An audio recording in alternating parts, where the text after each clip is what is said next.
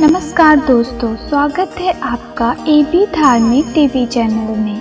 आज हम आपको संतोषी माता का व्रत और पूजन विधि के बारे में बताएंगे।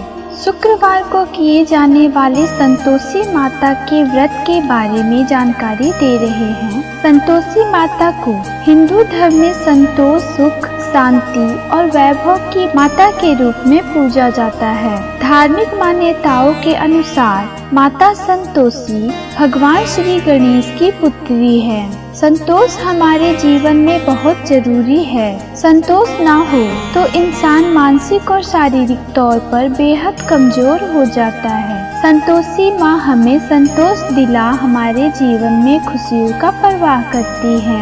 माता संतोषी का व्रत पूजन करने से धन, विवाह, संतान आदि भौतिक सुखों में वृद्धि होती है। यह व्रत शुक्ल पक्ष के प्रथम शुक्रवार से शुरू किया जाता है।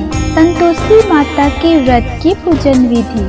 सुख सौभाग्य की कामना से माता संतोषी के 16 शुक्रवार तक व्रत किए जाने का विधान है।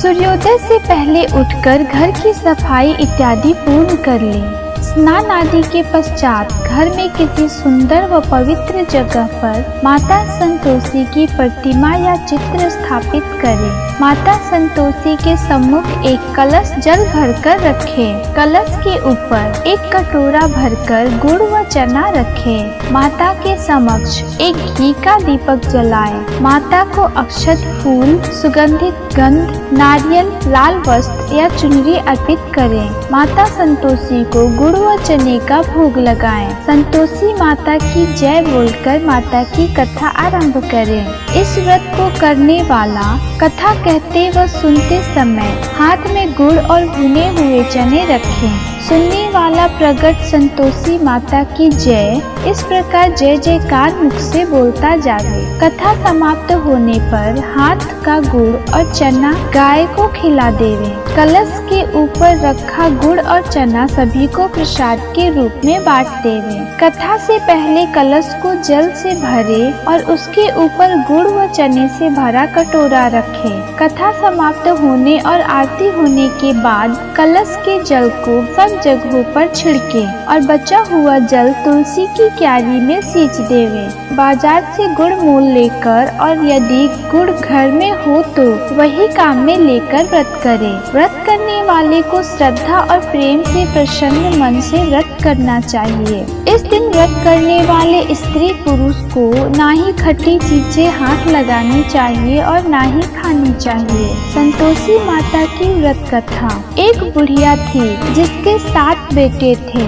उनमें से 6 कमाते और एक न कमाने वाला था। वह बुढ़िया उन 6 को अच्छी रसोई बनाकर बड़े प्रेम से खिलाती, पर 7वें को बचा खुचा जूठा खिलाती थी। परंतु वह भोला था, अतः मन में कुछ भी विचार नहीं करता था। एक दिन वह अपनी पत्नी से बोला, देखो मेरी माता को मुझसे कितना प्रेम है। उसने कहा, वह तुम्हें सभी की जूठन खिलाती है, फिर भी तुम ऐसा कहते हो। चाहे तो तुम समय आने पर देख सकते हो। एक दिन बहुत बड़ा त्योहार आया। बुढ़िया ने 7 प्रकार के भोजन और चूरमे के लड्डू बनाए। 7वां लड़का यह बात जांचने के लिए सिर दुखने का बहाना करके पतला कपड़ा ओढ़कर सो गया और देखने लगा। माँ ने उनको बहुत अच्छे आसनों पर बिठाया और 7 प्रकार के भोजन और लड्डू परोसे। वह उन्हें बड़े प्रेम से खिला रही है। जब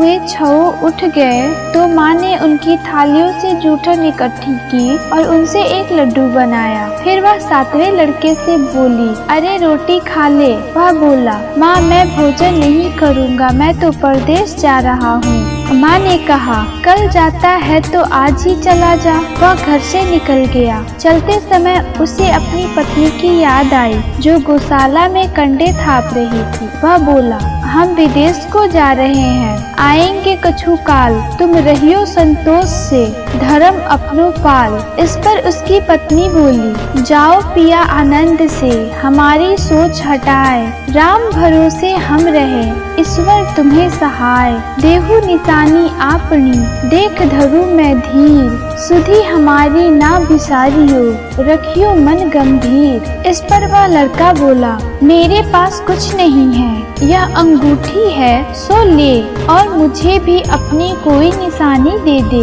वह बोली, मेरे पास क्या है, यह गोबर भरे हाथ हैं। यह कहकर उसने उसकी पीठ पर गोबर भरे हाथ की थाप मार दी। वह लड़का चल दिया। ऐसा कहते हैं इसी कारण से विवाह में पत्नी पति की पीठ पर हाथ का छापा मारती है। चलते समय वह दूर देश में पहुंचा।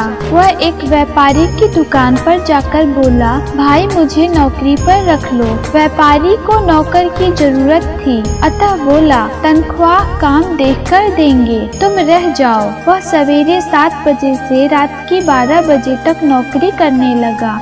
थोड़े ही दिनों में सारा लेन देन और हिसाब किताब करने लगा। सेठ के 7-8 नौकर चक्कर खाने लगे।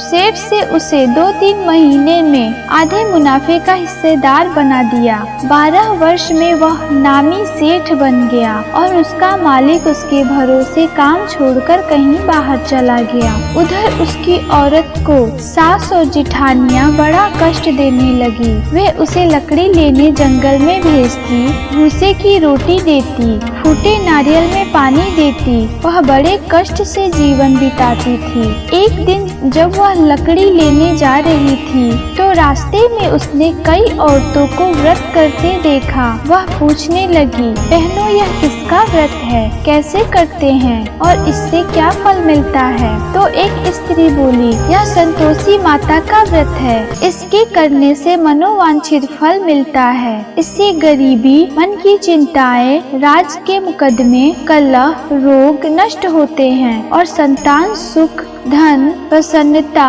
शांति, मन पसंद वर मिले व बाहर गए हुए पति के दर्शन होते हैं। उसने उसे व्रत करने की विधि बता दी। उसने रास्ते में सारी लकड़ियां बेच दी। वह गुड़ और चना ले आई। उसने व्रत करने की तैयारी की। उसने सामने एक मंदिर देखा तो पूछने लगी, यह मंदिर किसका है? वह कहने लगे, यह संतोषी माता का मंदिर है। वह मंदिर में गई और माता के चरणों में लौटने लगी। वह दुखी होकर विनती करने लगी, माँ मैं अज्ञानी हूँ, मैं बेहद दुखी हूँ, मैं तुम्हारी शरण में हूँ, मेरा दुख दूर करो। माता को दया आ गई। एक शुक्रवार को उसके पति का पत्र आया और अगले शुक्रवार को पति का भेजा हुआ धन मिला। अब तो जेठ जेठानी और सास नाक सिकोड़ कर कहने लगे, अब तो इसकी खातिर बढ़ेगी, यह बुलाने पर भी नहीं बोलेगी। वह बोली, पत्र और धन आवे तो सभी को अच्छा है। उसकी आंखों में आंसू आ गए।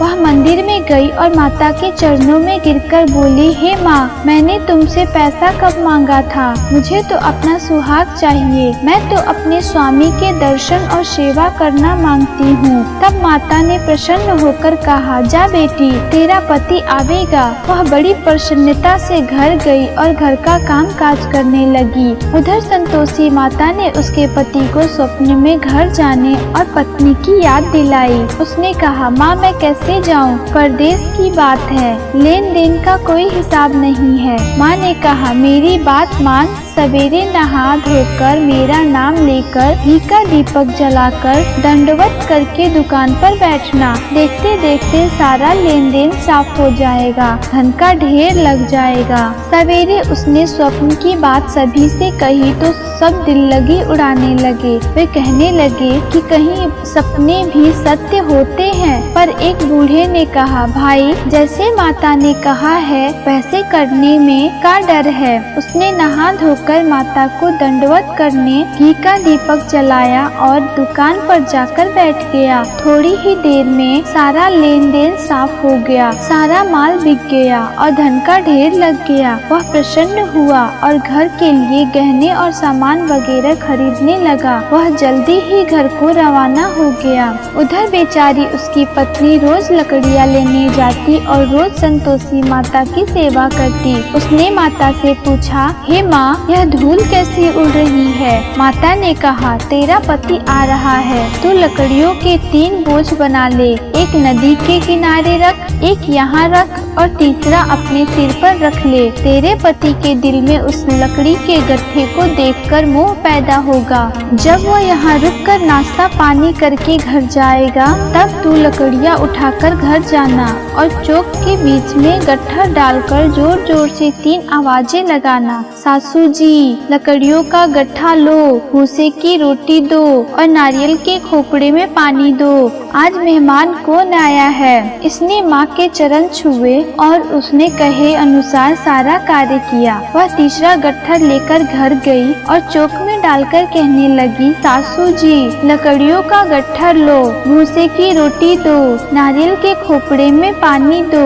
आज मेहमान कौन आया है? यह सुनकर सास बाहर आकर कपट भरे वचनों से उसके दिए हुए कष्टों को भुलाने के लिए कहने लगी, बेटी, तेरा पति आया है, आ मीठा भात और भोजन कर और गहने कपड़े पहन। अपनी माँ के ऐसे वचन सुनकर उसका पति बाहर आया और अपनी पत्नी के हाथ में अंगूठी देखकर व्याकुल हो उठा। उसने पूछा, यह कौन है? माँ ने कहा, यह तेरी बहू है, आज 12 बरस हो गए, यह दिन भर घूमती फिरती है, काम काज करती नहीं है, तुझे देखकर नखरे करती है। वह बोला, ठीक है, मैंने तुझे और इसे देख लिया, अब मुझे दूसरे घर की चाबी दे दो, मैं उसमें रहूंगा। माँ ने कहा, ठीक है, जैसी तेरी मर्जी। और उसने चाबियों का गुच्छा पटक दिया। उसने अपना सामान तीसरी मंजिल के ऊपर के कमरे में रख दिया। एक ही दिन में वे राजा के समान ठाट बाट वाले बन गए। इतने में अगला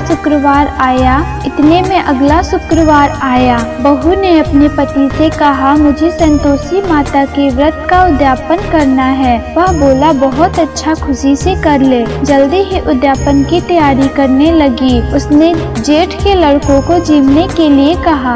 उन्होंने मान लिया। पीछे से जेठानियों ने अपने बच्चे को सिखा दिया, तुम खटाई मांगना जिससे उसका उद्यापन पूरा ना हो।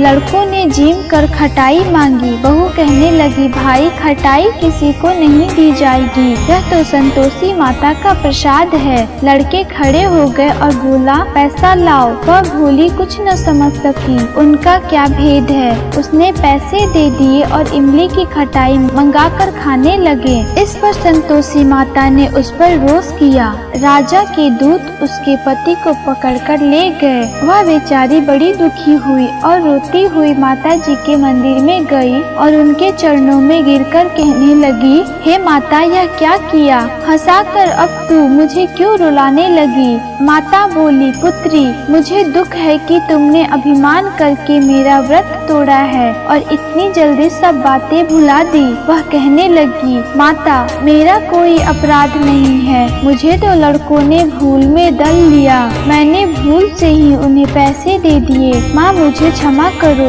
मैं दोबारा तुम्हारा उद्यापन करूँगी। माता बोली, जा, तेरा पति रास्ते में आता हुआ ही मिलेगा। उसे रास्ते में उसका पति मिला।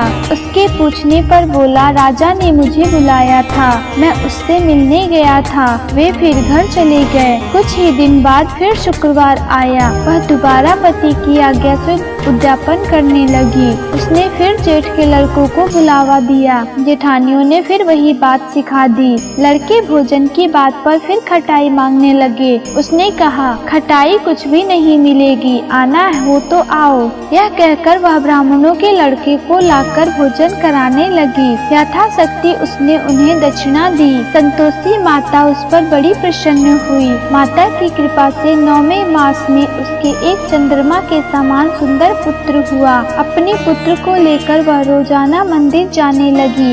एक दिन संतोषी माता ने सोचा कि यह रोज यहाँ आती है, आज मैं इसके घर चलूं, इसका सासरा देखूं। यह सोचकर उसने एक भयानक रूप बनाया। गुड़ व चने से सना मुख, ऊपर को सूंड के समान होठ, जिन पर मक्खियाँ भिनभिना रही थी। इसी सूरत में वह उसके घर गई। देहली पर पाँव रखते ही उसकी सास बोली, देखो कोई डाकिना आ रही है, इसे भगाओ नहीं तो किसी को खा जाएगी। लड़के भागकर खिड़की बंद करने लगे। सातवें लड़के की बहू खिड़की से देख रही थी। वह वहीं से चिल्लाने लगी, आज मेरी माता मेरे घर आई है। यह कहकर उसने बच्चे को दूध पीने से हटाया। इतने में सास बोली, पगली किसे देखकर उतावली हुई है, बच्चे को पटक दिया। इतने में संतोषी माता के प्रताप से वहाँ लड़के ही लड़के नजर आने लगे।